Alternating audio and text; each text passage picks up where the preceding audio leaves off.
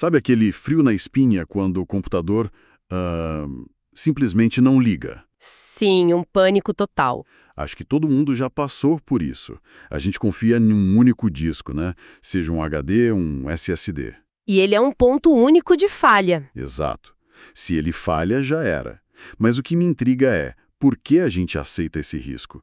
Tem que ter um jeito de fazer vários discos trabalharem juntos, tipo, como um time, para serem mais rápidos e mais seguros. E tem.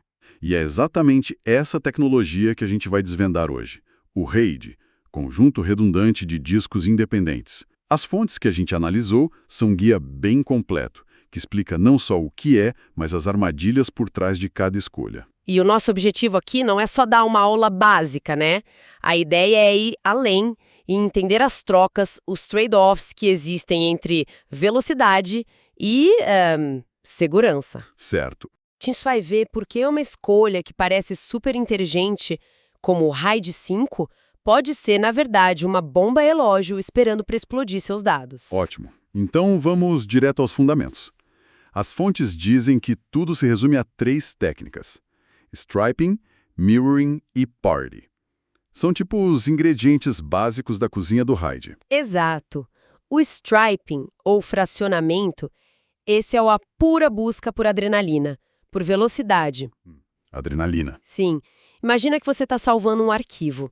Em vez de gravar ele num disco só, o sistema quebra o arquivo em pedacinhos e ele joga um pedaço em cada disco do conjunto, tudo ao mesmo tempo. Ah, entendi. O pedaço A vai para o disco 1, o B para o 2, o C para o 3. É como ter várias pistas numa estrada em vez de uma só. O tráfego de dados flui muito mais rápido. Perfeito. A analogia é essa. Mas se é tão bom, por que não usamos só isso? Parece arriscado. Se um disco falha, você perde um pedaço de cada arquivo, certo? Pior que isso. Você perde tudo. Tudo. Sim, porque para o sistema o arquivo não existe mais. Falta um pedaço essencial dele. É como ter uma página rasgada de cada livro da sua biblioteca. A informação fica inútil. É um sistema de tudo ou nada. Foco total em desempenho. Ok, então o striping puro é para quem vive perigosamente. E no outro extremo, imagino eu, tá a segurança máxima, o tal do mirroring, espelhamento. Precisamente. O mirroring é a sua pólice de seguro digital. Tudo que você escreve no disco 1 é, de forma instantânea e idêntica, escrito no disco 2. É um clone perfeito. Um clone. Se o disco 1 pegar fogo, o disco 2 nem percebe. Ele continua trabalhando como se nada tivesse acontecido. Mas essa segurança tem um preço, e um preço alto. Se eu compro 2 discos de, sei lá, 10 terabytes, eu não tenho 20 terabytes de espaço. Na prática, eu só tenho 10, né? Exato. Metade do investimento em armazenamento vira redundância. Isso parece brutalmente ineficiente. É o custo da tranquilidade.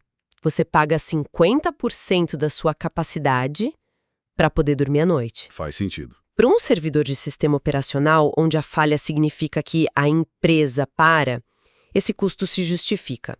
Para guardar vídeos de gatinhos, talvez não tanto. Ok. Entre a velocidade suicida do stripping e o custo do mirroring, a fonte apresenta a paridade como uma solução mais inteligente. Mas isso me soa bom demais para ser verdade. Como que se recria dados do nada usando matemática? Não é mágica, mas é quase. A paridade usa uma operação lógica, geralmente o XOR, para criar um bloco de verificação. Certo. Pense assim, em vez de copiar o bloco A e o bloco B, o sistema calcula um bloco de paridade, o P, onde P é igual a A mais B. Ele armazena A, B e P em discos diferentes. E se o A falhar? Aí o sistema olha para os outros dois e faz a conta inversa. P menos B é igual a A. Ele reconstrói o dado perdido na hora. Espera um pouco. Se isso funciona tão bem, por que o mirroring ainda existe? Por que alguém pagaria 50% de capacidade se pode ter essa segurança matemática por muito menos? A pergunta de 1 milhão. A performance de escrita deve ser terrível, não? Você acertou no ponto. É o que a gente chama de penalidade de escrita. Para cada pequena coisa que você escreve, o sistema precisa ler os dados antigos, ler a paridade antiga, calcular os novos dados, calcular a nova paridade e só então escrever tudo. Nossa, são várias operações para uma escrita só. Exato. Em aplicações com muita escrita, como um banco de dados, isso pode destruir a performance. Aham. Então não tem almoço grátis. Com essas 3 técnicas na mão, imagino que a mágica do RAID é como os engenheiros decidiram misturar elas, certo? É daí que vem os números tipo RAID 5, RAID 10. É exatamente isso. Cada nível de RAID é uma receita que tenta otimizar para um cenário específico. O RAID 0 é só striping, velocidade máxima, risco máximo. Certo, os extremos. O RAID 1 é só mirroring, segurança máxima com aquele custo de 50%. O interessante acontece no meio do caminho. E aí que entra o famoso RAID 5, que a fonte descreve como o equilíbrio custo-benefício. Mas se chamou de bomba-relógio, por quê? Porque o RAID 5 foi desenhado numa época em que os HDs tinham megabytes, não terabytes. Ele usa striping com um bloco de paridade, o que parece ótimo. Você só perde o espaço de um disco para segurança. Parece bom. O problema é o que acontece quando um disco realmente falha.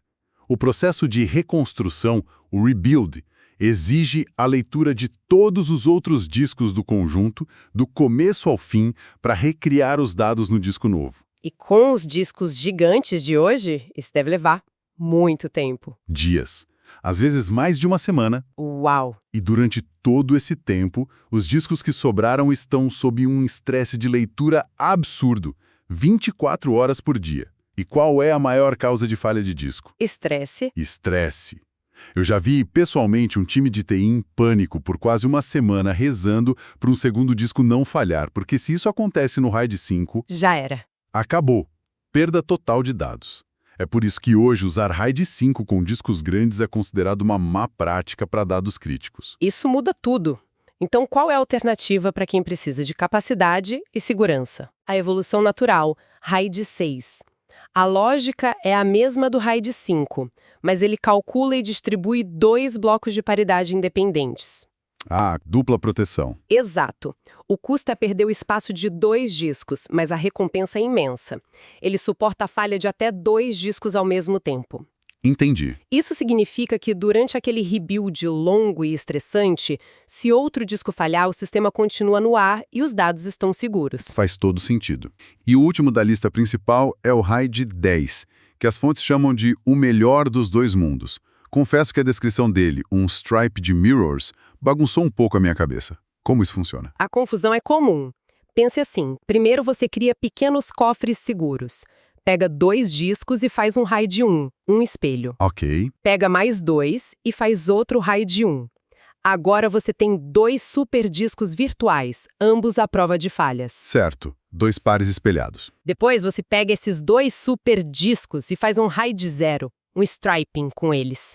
O resultado, você tem a velocidade do RAID 0 porque escreve nos 2 conjuntos ao mesmo tempo e a segurança blindada do RAID 1, porque cada pedaço do dado está espelhado.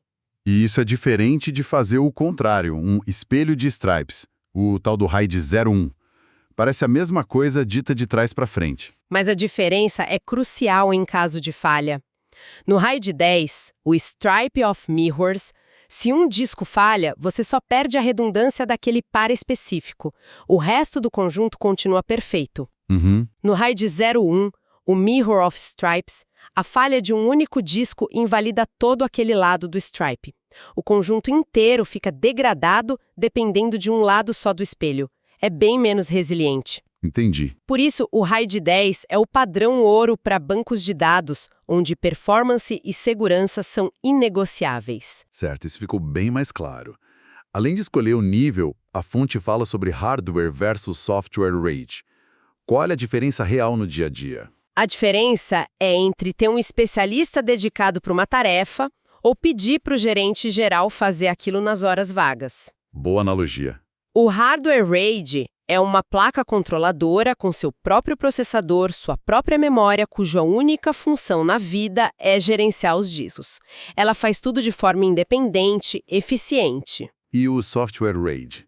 O software RAID É o seu sistema operacional principal tentando fazer o trabalho do RAID além de todas as outras tarefas dele. E eu imagino que, quando o servidor está ocupado, o RAID vira a última prioridade. Exatamente. Num pico de uso, a performance do seu armazenamento pode despencar porque a CPU está ocupada rodando as aplicações, não calculando paridade. O hardware é mais caro, mas... Mas para qualquer ambiente sério, o desempenho e a confiabilidade compensam. As fontes também mencionam um hot spare.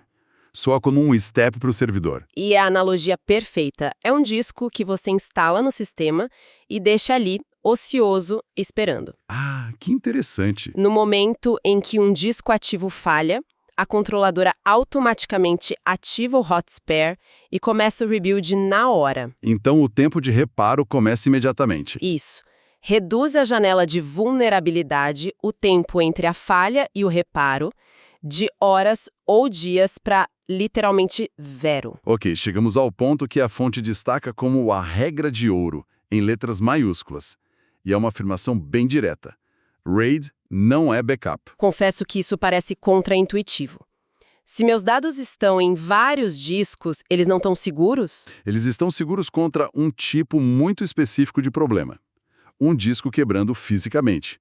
Isso o RAID faz maravilhosamente bem. Mas ele não protege contra falha lógica. E o que seria uma falha lógica? O erro humano é o maior exemplo.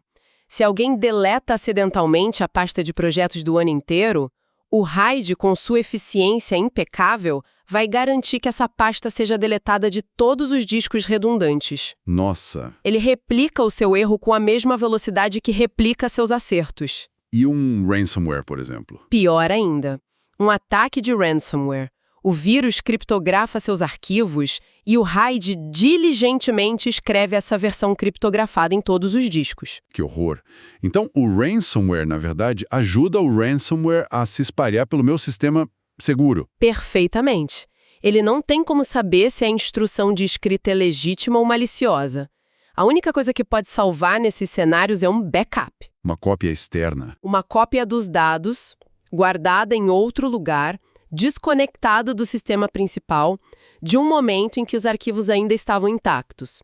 RAID é continuidade de negócios, backup é a recuperação de desastres. São duas coisas diferentes e ambas essenciais. Isso é um ponto fundamental.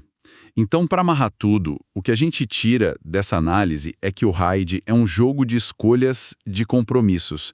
Não existe uma solução perfeita. Não mesmo. Existe a solução certa para uma necessidade específica. Exatamente. O RAID 0 para cache temporário, onde a perda não importa. O RAID 1 para o sistema operacional, onde a confiabilidade é tudo. O RAID 6 para grandes volumes de dados. Onde a segurança durante o rebuild é crucial. E o RAID 10 para bancos de dados que exigem o máximo de performance e segurança e onde o orçamento permite. Certo. Mas a lição fundamental, que vale ser repetida, é que nada disso substitui uma boa e velha política de backup.